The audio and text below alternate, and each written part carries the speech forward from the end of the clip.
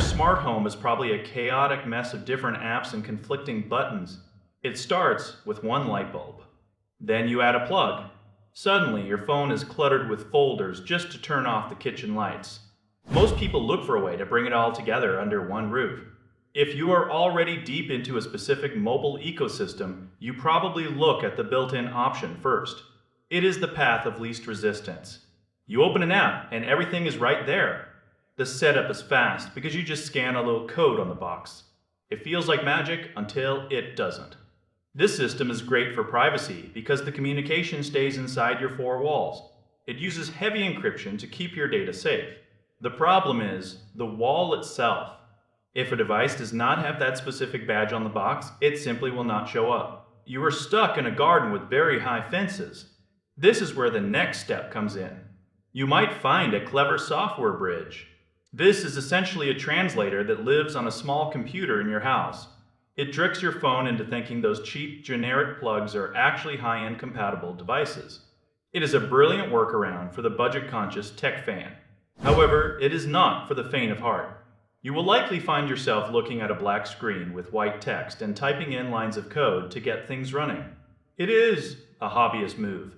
It fills the gaps when you have a few odd gadgets that refuse to play nice. But some people want more than just a bridge. They want the entire foundation. That leads to the heavy hitter of the bunch. This is a massive community-driven hub that can talk to thousands of different devices. It does not care about brand loyalty or which company made your thermostat. It speaks every language, from old-school radio frequencies to the newest universal wireless standards. The level of control here is staggering. You can create rules that actually feel intelligent. You could make your lights dim when you start a movie, but only if the sun is already set and your phone is on its charger. The trade-off is the steep hill you have to climb. You need a dedicated piece of hardware running 24 hours a day. You have to be willing to spend your weekends tweaking settings and learning how the gears turn. This is the final destination for someone who wants to own their data and their hardware completely.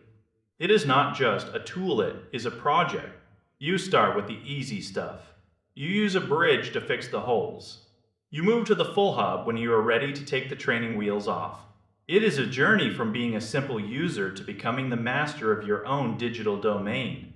Every step requires a bit more effort, but the payoff is a home that actually works for you instead of the other way around. You can choose the convenience of the big brands or the total independence of a local server. Neither choice is wrong. It just depends on how much you enjoy solving puzzles on your Tuesday nights. If you want the quick win, stick to the Fruit branded app and buy the certified gear. If you want to save some cash and keep your old gear, the bridge is your best friend. But if you want to be the architect of your own automated world, the open source hub is the only real answer. It takes time. It requires patience. But once those lights turn on exactly when you want them to, without ever touching your phone, you will know exactly why people get obsessed with this stuff. It is about taking back control and making your space truly your own. You might start out just wanting to turn off a lamp from the couch. You will end up building a living environment that anticipates your every need. Don't let the technical jargon scare you away. Whether you want simplicity or complexity, the goal is the same. You want a home that makes your life easier. Choose your path and start building.